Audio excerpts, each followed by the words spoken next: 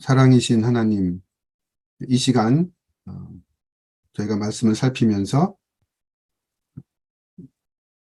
주님께서 바라시는 것이 무엇이고 주님께서 가신 길이 무엇이며 우리가 이 땅에서 어떻게 주를 따라갈지를 깊이 깨닫는 시간 되게 하시옵소서. 깨닫고 그 삶을 가기로 결심하며 또 실천하는 그런 의지 또한 허락하여 주옵소서.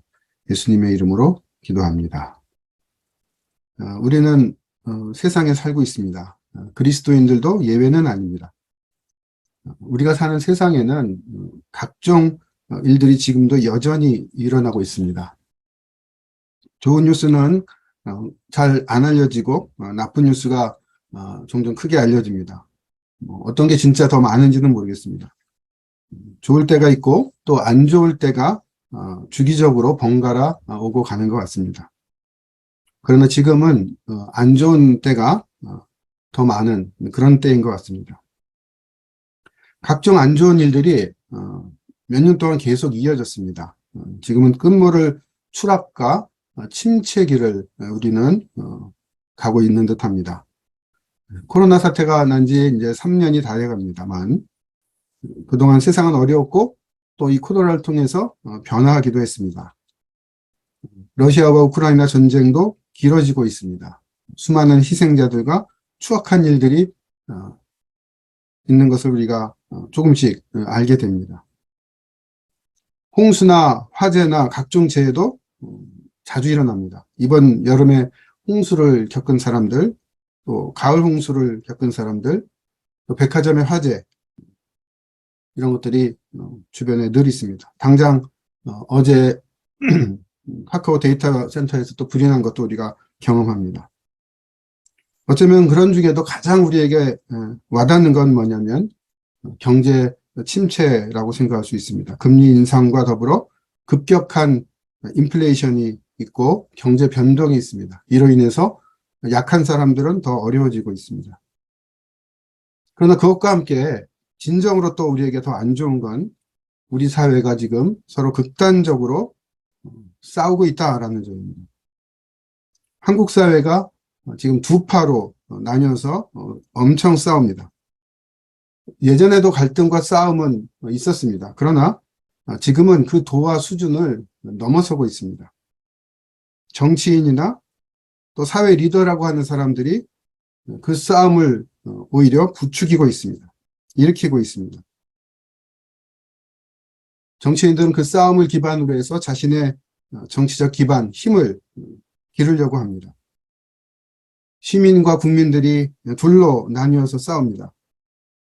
SNS와 또 미디어의 발달은 이런 싸움을 더욱 부채질합니다. 페북, 인스타그램, 트위터, 유튜브, 맘카페, 단톡방 이런 곳에서는 이런 싸움으로 야단입니다. 도대체 우리는 지금 어디로 가고 있는 것일까요? 잘 가고 있는 걸까요? 그리스도인은 이런 사회 모습에 대해서 어떻게 대처해야 될까요? 바른 모습은 뭐고 바른 방향은 도대체 어디일까요? 성경은 이런 어려움에 대해서 답을 줄까요? 답은 과연 있을까요? 없을까요? 사실 답을 찾기는 그리 쉽지는 않습니다. 그래서 사람들은 헤매고 있습니다. 어떻게 보면 경우에 딱 맞는 답을 찾기는 쉽지는 않지만 그렇다고 답이 전혀 없는 것은 아닙니다. 오늘 본문은 이런 어려운 문제와 관련해서 중요한 대답의 힌트를 하나 말해줍니다. 신자가 어떻게 사회생활을 해야 하는지 그 힌트를 우리에게 제공합니다. 우리가 지난번에 살펴본 2장은 그리스도인이 공동체 속에서 일상생활을 어떻게 해야 하는지를 우리에게 잘 알려주고 있습니다. 그 반면에 오늘 읽은 3장 1절부터 7절의 말씀은 우리가 그리스도인이 사회에서 세상 사람들과 어떤 관계를 맺고 살아야 하는지를 알려줍니다. 오늘은 좀 이 주제를 좀 찬찬히 보면서 주님의 마음과 권면이 무엇인지 듣고자 합니다.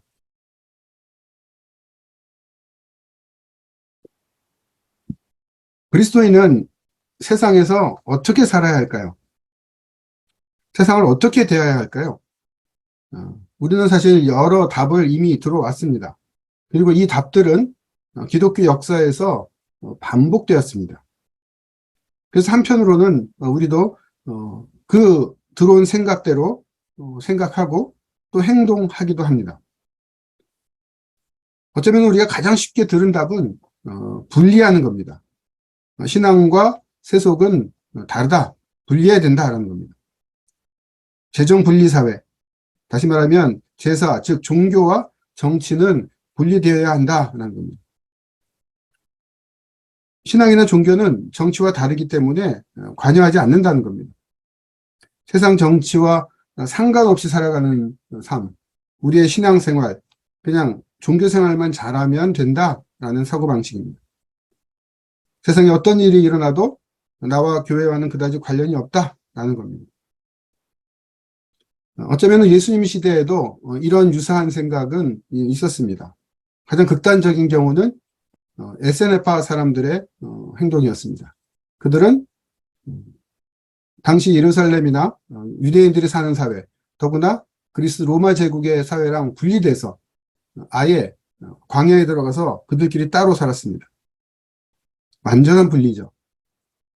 또한 그 당시에 바리새파 사람들도 어떤 점에서는 이런 부류에 속하기도 합니다. 그들은 자신들이 추구하는 종교적인 예식만 잘 지키면 아무런 무리가 없다라는 생각을 하고 있었습니다. 하지만 이런 생각이 진짜 맞는지는 사실 의문입니다. 물론 국가는 종교적 중립성을 유지하려고 해서 정치 권력과 종교를 분리하는 것, 그것은 현대에 필요한 일입니다. 그러나 우리의 삶이, 우리의 신앙이 세상과 완전히 분리된다고 보는 건 어렵습니다. 그리고 정교 분리의 사회라는 것은 이 인류 역사상 그렇게 역사가 깊지 않습니다. 과거에는 정치와 종교는 아주 긴밀히 연결되고 있었습니다. 신앙은 세상살이와 완전 분리되지 않습니다. 우리는 사회에 살고 있기 때문입니다. 어쨌든 세상과 더불어 살아야 되고 세상과 반응하고 세상에 반응하고 세상에서 말하고 행동해야 합니다. 오늘 본문도 그래서 신자가 어떻게 사회생활을 할까를 말하는 자리입니다. 사실 완전 분리라는 것은 어렵습니다. 성경은 그것을 가르치고 있지는 않습니다. 그럼 뭘까요? 사회의 어떤 모양이든지 우리가 관여되게 되고 참여하게 된다라는 겁니다.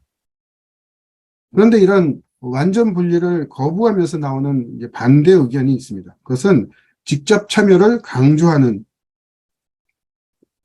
그런 의견입니다. 특별히 세상의 정치와 권력자에게 어떻게 대응해야 하는가라는 것과 관련된 입장입니다.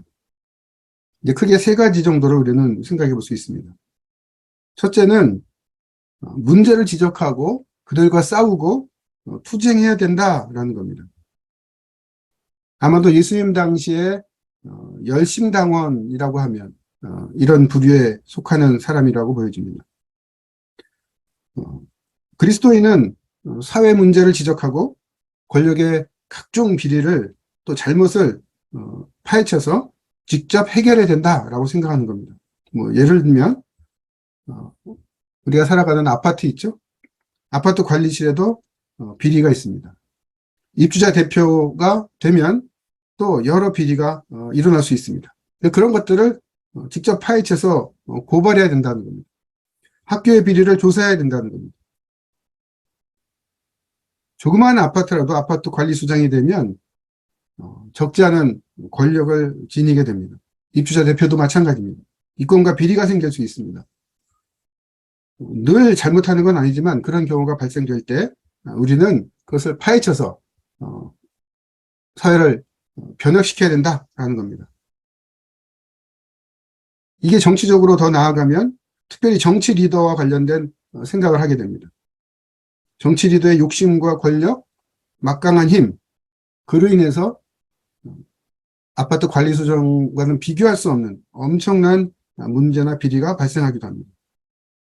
신자들은 그런 거에 대해서 반대하면서 날선 말을 하고 행동을 합니다. 때로는 자신이 마치 구약의 선지자의 역할을 한다고 생각합니다.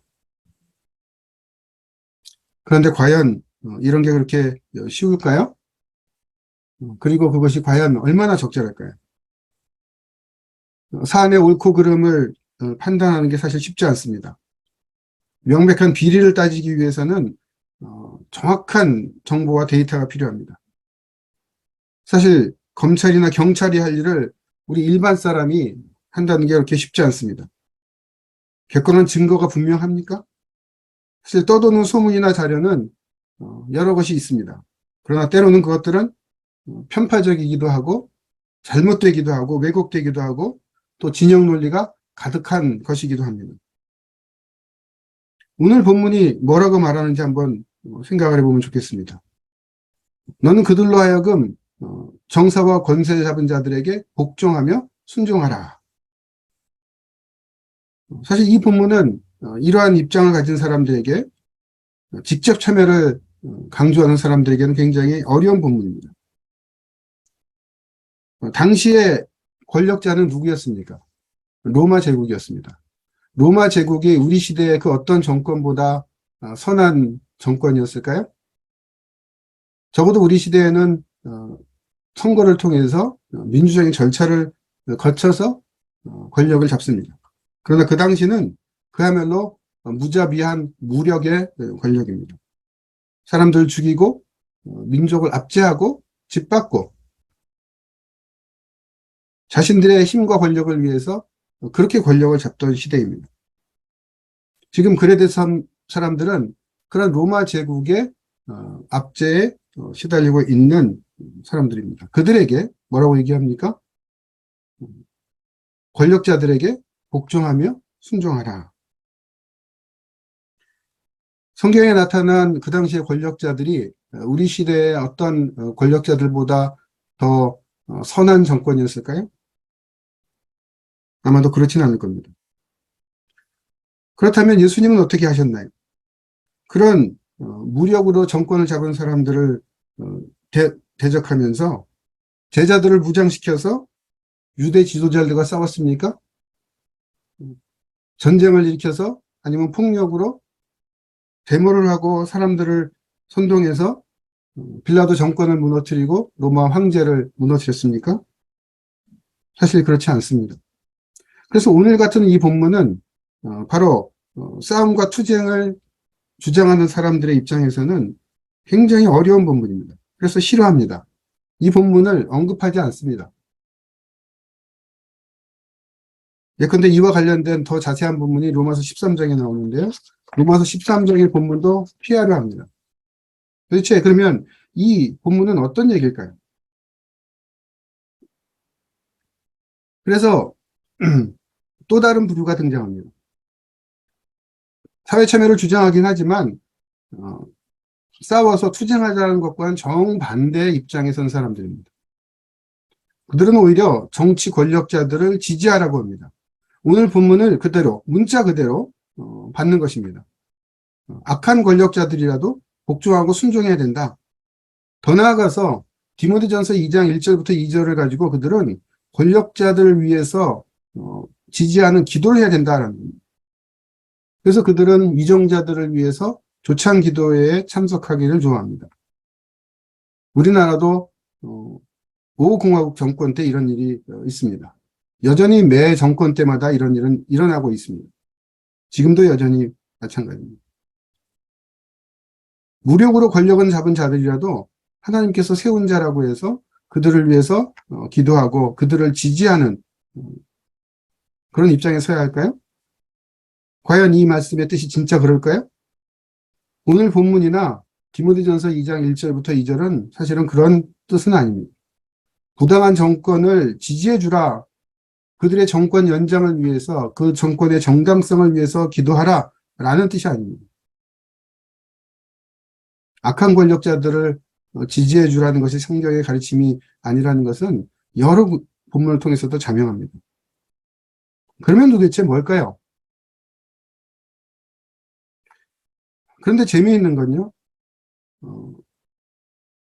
또 다른 입장의 사람들이 등장한다는 겁니다. 최근에는 자기가 지지하는 권력자면 지지하고 참여합니다. 그리고 싫어하는 권력자면 싸우려고 합니다. 자기가 좋아하는 정권, 선호하는 권력자는 지지하면서 기도하고 자기가 싫어하는 정권이나 비호감인 권력자는 반대하면서 싸우려고 합니다. 성경 본문이 어떨 때는 와닿고 어떨 때는 와닿지 않는 겁니다. 자기가 좋아하는 정권이 오면 오늘 같은 본문은 굉장히 마음이 와닿는 거고요. 자기가 지지하지 않는 정권이 오면 이 본문은 저기 멀리 치워버리는 겁니다. 판단 기준이 정의와 공의라고 얘기하지만 사실은 자신들이 가진 기준이 그야말로 기준입니다. 그들의 기준은 고무줄 잣대입니다. 이런 것을 잘 표현하는 신조어가 있습니다. 이거는 뭐 신조어라고 하지 않을 만큼, 할 수 없을 만큼 우리에게 너무 익숙합니다. 사자성어 같죠? 뭡니까? 내로남불. 내가 하면 로맨스고 남이 하면 불륜. 이거는 원래 정치인들 사이에 나오는 얘기였는데 이제는 정치인을 넘어서서 신앙인들에게도 아주 그대로 적용될 수 있는 그런 용어인 것처럼 느껴집니다. 신앙인들도 쉽게 정치운동과 한 배를 타게 됩니다. 정치인들의 주장이나 정치 논리를 창작하는 사람들을 쉽게 따라합니다. 성도건 목사건 그렇게 따라가서 결국은 교회도 정치 이슈에 따라서 진영 논리에 갇혀서 큰 두 파로 나눠서 서로 싸우고 있습니다. 저는 우리 시대의 이런 모습을 한마디로 이렇게 표현하고 싶습니다. 정치가 신앙을 먹어버린 형국이다. 과연 이게 성경이 말하는 얘기일까요? 예수님이 가르치신 내용일까요? 바울이 말하는 교훈일까요? 성경 본문이 왔다 갔다 하는 겁니까? 아니면 이런 주제에 답이 없기 때문에 성경은 침묵하고 있는 겁니까? 과연 바울의 답은 뭘까요? 오늘 특별히 3장 1절부터 2절 말씀은 우리에게 그 답을 명확하게 제시해 줍니다. 바울의 답은 우리가 생각하는 것과는 전혀 다른 답을 제시합니다. 바울은 예수 메시아 복음의 방법을 말합니다. 오늘 본문 전체가 그런 답입니다. 1절, 2절은 그에 대한 바른 태도와 행동이 뭔가 그 점을 이야기하고 3절부터 7절은 도대체 왜 그런 전혀 다른 답을 제시하는가라는 이유, 근거를 제시합니다. 먼저 1절부터 2절은 세 가지로 그 얘기를 소개합니다. 첫째는 1절 전반부에 있는 권력자들과 관계돼서입니다. 바울은 먼저 그레데 사람들이 당시 권력자들에게 복종하고 순종하라라고 얘기합니다. 이게 무슨 말입니까? 이 말은 그런데 제대로 이해하려면 당시의 배경을 우리가 잘 알아야 합니다. 첫째는 두 가지입니다. 첫째는 복음이란 언어를 우리가 잘 이해해야 됩니다. 헬라어의 유앙겔리온이란 이 복음이란 단어는 당시에는 종교적 언어이기 이전에 정치적이고 군사적인 언어였습니다. 통치자가 등극하는 것을 유앙겔리온, 복음, 기쁜 소식이다 이렇게 얘기했습니다. 그리고 우리나라가 다른 나라와 싸워서 군사적으로 승리했을 때 기쁜 소식, 유앙겔리온, 복음을 선포했습니다. 우리는 복음을 이해할 때 내가 예수를 믿어 구원받으니까 기쁜 소식이다 라는 식으로 복음을 이해하는데요. 사실 그것은 성경에서 말하는 복음의 일부일 뿐입니다. 신약성경은 복음을 어떻게 얘기합니까? 하나님 아들의 복음 또는 하나님 나라의 복음 이렇게 얘기합니다. 예수 그리스도 메시아가 계신 것이 복음이라는 겁니다. 예수가 메시아이고 주시다라는 것이 복음입니다. 그 예수가 하나님 나라의 승리를 가져다 주기 때문에 어떻게 보면은 정치적이고 군사적인 용어처럼 그것에 사용되는 복음이라는 용어를 차용한 겁니다. 그런데도 재미있습니다. 당시 로마 황제의 등극 소식을 당시 1세대 사람들은 복음이라고 했습니다. 그리고 그 황제를 신의 아들, 다시 말하면 하나님의 아들이라고 얘기했습니다. 그러니까 바울의 얘기는 무슨 얘기냐면 로마 황제가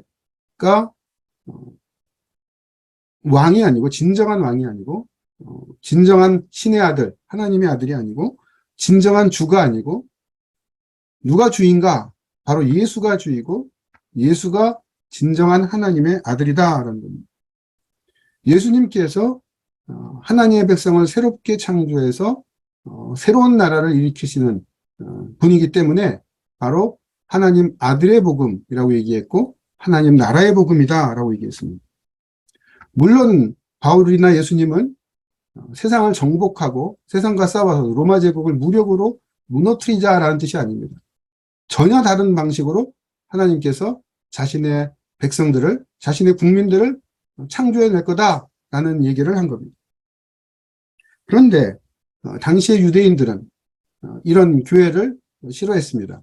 그래서 그들은 교회가 핍박받도록 마치 예수님의 가르침이나 바울의 전도가 정치적으로, 군사적으로 오해될 수 있도록 사람들에게 헛소문을 퍼뜨렸습니다.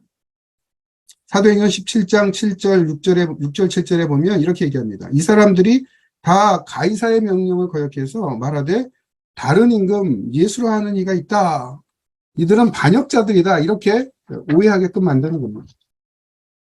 물론 바울은 그렇게 얘기 안 했습니다. 예수님도 그렇게 얘기하지 않았습니다. 그래서 예수님께서 빌라도와 싸워서 승리하려고 하지 않았고 로마 제국 황제를 폐위시키려고 한 것이 아닙니다.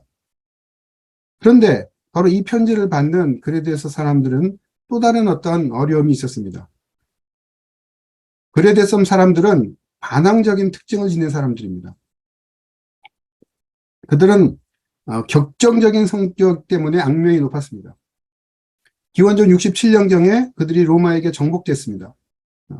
그러나 그들은 가만히 있지 않았고 로마 식민지 멍에를 벗으려고 계속 저항하며 싸웠습니다. 바로 이런 상태에서 예수가 참 주이시고 참 왕이시고 신의 아들이다라는 메시지, 복음이 전파되었습니다. 자칫하면 그들은 바로 이 예수 메시아의 복음을 정치적인 반역과 무력 저항 또는 나라 정복의 싸움으로 오해될 수 있었습니다. 바울은 이런 점을 염두에 두면서 권면합니다. 예수가 하나님의 아들이고 주이신 것은 분명히 맞다. 로마 황제가 주가 아니라는 겁니다. 하나님 나라는 승리할 것이고 그것은 전혀 틀린 얘기가 아니고 맞지만 그것은 무력 싸움으로, 정치 싸움으로 나라를 부정하는 것으로 이루어지는 게 아니라는 겁니다. 참 왕이신 예수님의 방법으로 세상을 이기는 거라는 겁니다. 그 방법이 무엇입니까? 예수 메시아께서 자기 백성을 새롭게 창조합니다. 우리 표현으로 하면 새로운 국민을 만드는 겁니다. 대한민국 국민이 아니라 하나님 나라의 국민을 새로 창조한다는 겁니다. 그래서 하나님 나라를 이루어가는 것이 복음입니다. 바울의 이 메시지는 그렇기 때문에 우리의 현실에 여러 함의점들을 제공해 줍니다. 첫째, 세상과 종교를 구분해서 서로 영역을 침범하지 말라라는 식의 이분법적인 논리는 답이 될 수가 없습니다. 악한 권력자들과 물리적으로 대결하고 싸우고 힘을 뭉쳐가지고 싸워 승리하자는 게 답이 아닙니다. 물론 거꾸로 그들을 무조건 지지해 주라는 것도 아닙니다. 또 자기가 지지하는 정권은 돕고 반대하는 정권은 언제나 꼬리를 잡으라는 그것도 아닙니다. 무엇입니까? 하나님 나라의 승리는 다른 방식으로 이루어진다는 겁니다. 예수 메시아로 말미암아 그분이 선한 백성, 선한 국민을 창조하신다는 겁니다. 그걸 통해서 주의 사랑의 다스림이 이루어지게 한다라는 겁니다. 그 하나님의 승리가 너무나도 확실하기 때문에 불필요하게 정치 군사적으로 오해받을 필요가 없다는 겁니다. 인간 정권이나 권력자가 바뀐다고 해서 하나님 나라가 오던 게 안 오고 세상이 인간 권력자의 바뀜으로 진정으로 변혁되는 게 아니라는 겁니다. 바울은 그렇기 때문에 1절 하반부에 바른 자세와 태도를 촉구합니다. 그것은 무엇입니까? 선한 일 행하기를 예비하게 하라는 겁니다. 선한 일을 하라는 겁니다. 선한 삶을 살라는 겁니다. 이미 앞장 2장에서도 말했습니다. 우리가 그리스도로 말미암아 어떻게 변화되어야 된다고요? 어떻게 변화된다고요? 선한 백성이 된다고 얘기했습니다.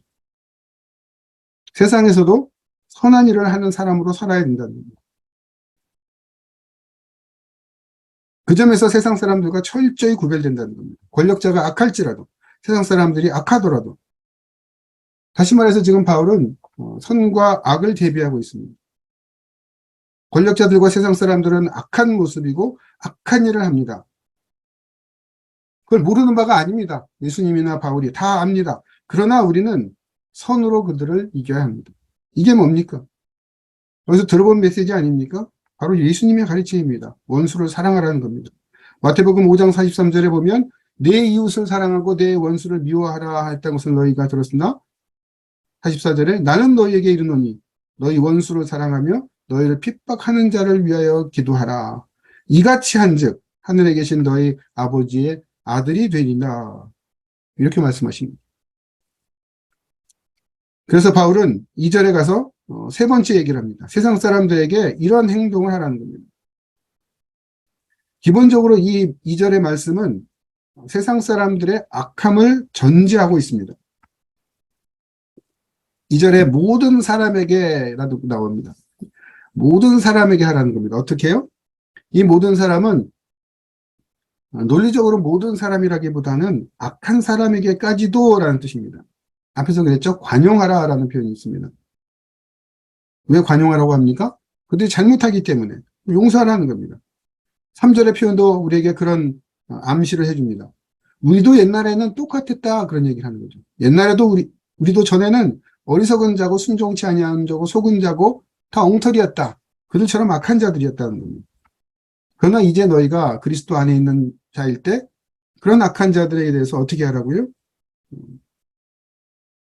이런 얘기를 하는 겁니다. 비방하지 말아라. 다투지 말아라. 내가 먼저 시비를 걸어서 싸움의 국면으로 나가지 말라는 겁니다. 이게 소극적인 측면이라면 적극적인 측면에서는 그들의 잘못을 그래도 용서하라는 겁니다. 그들이 잘못할지라도 너희는 온유한 모습을 지내라는 겁니다. 나를 어렵게 하는 사람을 관용하라는 겁니다. 용서하라는 겁니다. 남이 잘못한다고 해서 나까지 성내고 남이 악한 일을 한다고 해서 나까지 악해지면 안 된다는 겁니다. 저쪽 사람들이 안 좋은 방법을 가지고 하니까 나도 그러면 가만히 있으면 안 되지 하고서 안 좋은 방법을 쓰는 그런 건 안 된다는 겁니다. 온유한 모습을 잃지 말라는 겁니다. 세상 사람들의 싸움은 언제나 똑같습니다. 다 악한 모습입니다. 누가 좀 더 악하고 누가 좀 덜 악하나 그 차이는 있을 수 있습니다. 그러나 조금 덜 악한 것을 하나님께서 인정하시지 않습니다. 상대가 악하고 잘못 행동했을 때 온유하게 이끌어주라라는 겁니다. 바울의 말은 오히려 내 행동이나 내 태도의 문제로 상대가 화가 나거나 더 악해지도록 만들면 안 된다는 겁니다. 참 쉽지 않은 얘기입니다. 늘 우리가 경험하는 모습입니다. 우리가 갈등이나 싸움의 자리로 가면 상대의 잘못도 분명히 있습니다. 그러나 내 잘못으로 상대가 더 싸우게 되기도 합니다. 그렇지 않습니까? 바울의 권면은 우리가 좀 더 자세히 들어야 됩니다. 결국 바울의 가르침은 무엇입니까? 선으로 악을 이기라라는 말입니다. 대결 국면으로 싸움의 국면으로 가서 불필요한 오해를 만들어 문제를 크게 하지 말라라는 겁니다. 현실은 어떻습니까? 페북에 떠도는 각종 비방의 말들, 자기와 생각과 의견이 다르다고 해서 신학적인 견해가 다르거나 정치적인 견해가 다르다고 해서 비방하는 말들이 무수합니다. 성도들도 그렇고 심지어는 유력한 교계 지도자들조차도 너무 쉽게 비방합니다. 주님께서 가르치신 악을 선으로 이기라라는 그 모습을 찾아보기가 힘듭니다.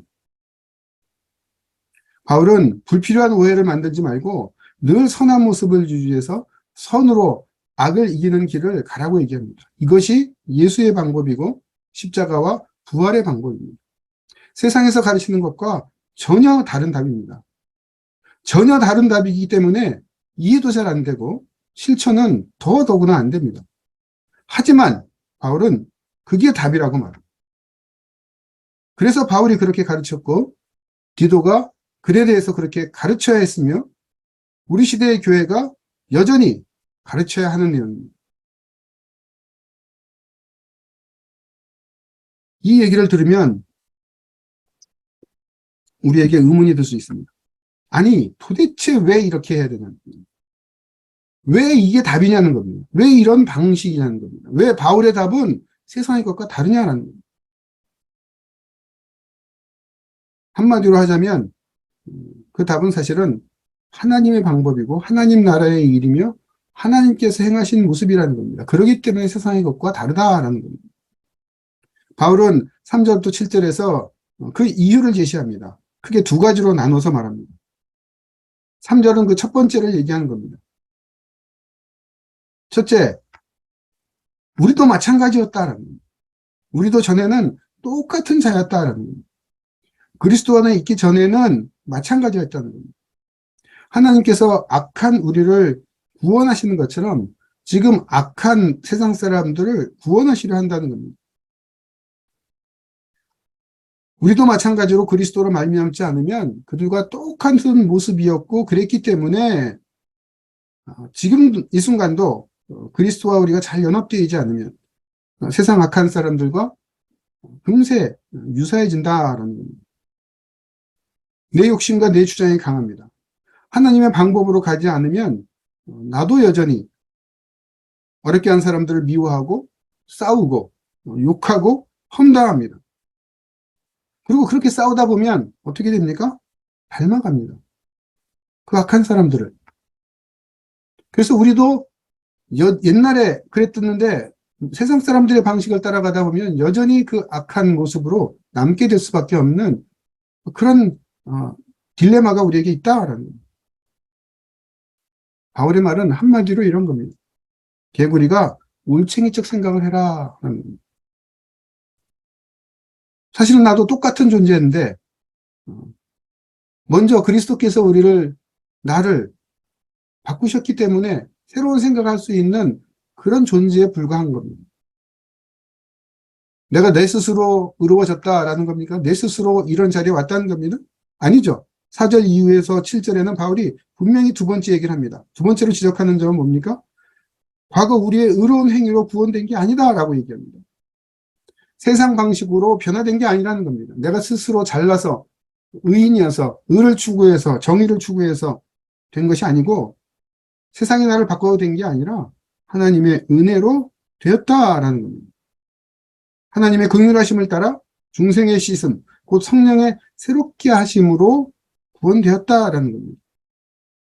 삼위 하나님의 노력과 작업으로 그 힘으로 된 것이기에 세상 길로 다시 돌아가면 안 된다는 겁니다. 그래서 하나님의 길로 가야 된다는 겁니다. 사람이 스스로 자기를 바꿀 수 없습니다. 사람이 또 다른 사람을 쉽게 바꿀 수 없습니다.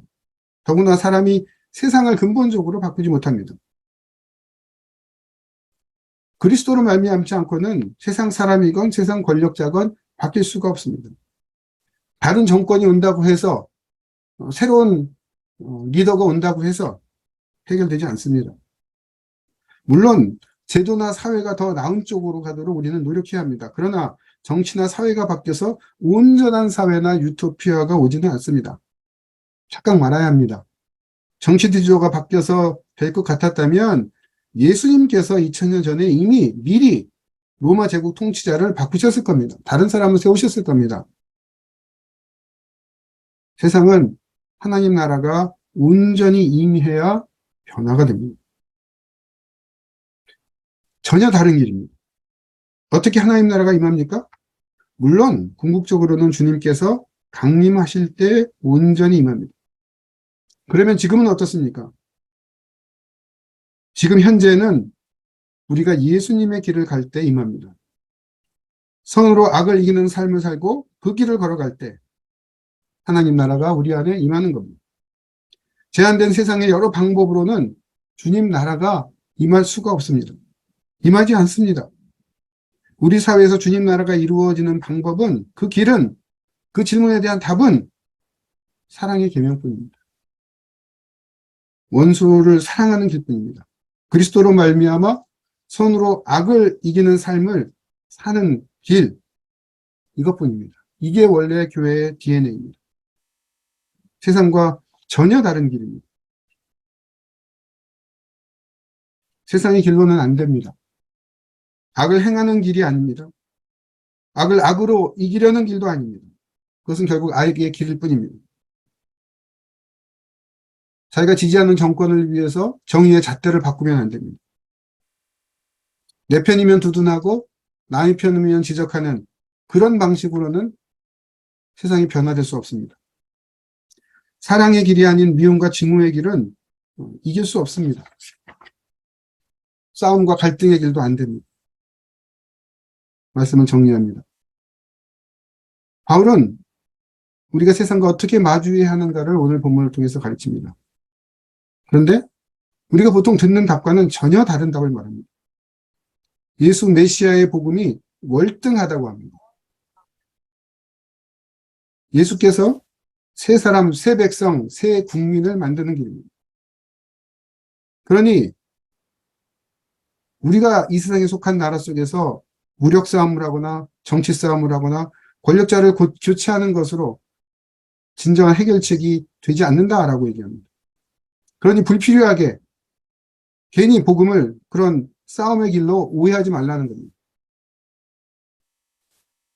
이런 문제로 교회끼리 싸워서는 복음의 길이 막혀버립니다. 오히려 권력자의 순기능을 인정하라고 합니다.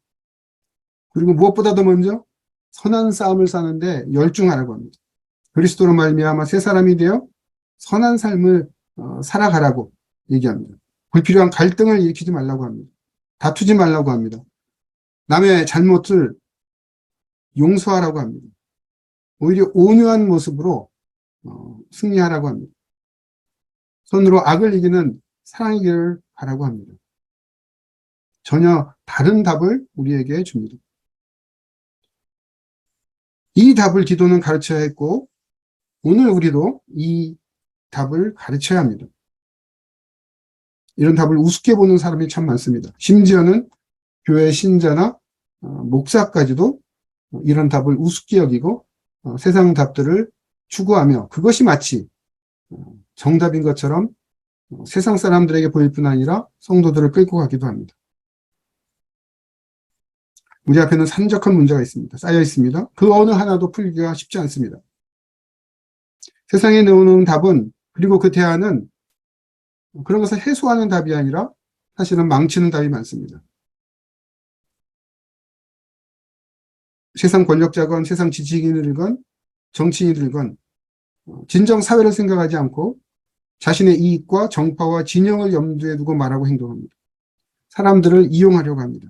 심지어는 교회까지 이용하려고 합니다. 사단은 교회가 그리고 신자가 세상 논리에 빠져들기를 간절히 바라고 우리를 속이려 듭니다. 하지만 우리는 참 답을 찾아야 됩니다. 깨닫고 실현해야 됩니다. 세상이 주는 답과 다른 주님께서 가르치시는 답, 바울이 권고한 답으로 가야 합니다. 이게 전혀 다른 답이기 때문에 망설여지기도 합니다. 세상에서 왕따가 될 것 같기도 합니다. 하지만 주님을 신뢰하면서 이 답으로 문제를 풀려고 해야 합니다. 세상과 전혀 다른 답이지만 이 답이 바로 주님께 주신 사랑의 계명입니다. 전혀 다른 길을 걸어야 합니다. 원수 사랑의 길, 선으로 악을 이기는 길입니다. 우리 모두 이 길에 함께 있기를 또 함께 가기를 주님의 이름으로 소원합니다. 기도하겠습니다. 하나님, 세상은 우리에게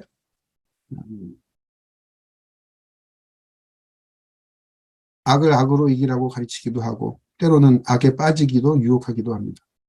그러나 주님, 우리가 주님께서 가신 것처럼 그리고 사도 바울이 걸어갔던 것처럼 선으로 악을 이기는 길을 가고자 합니다.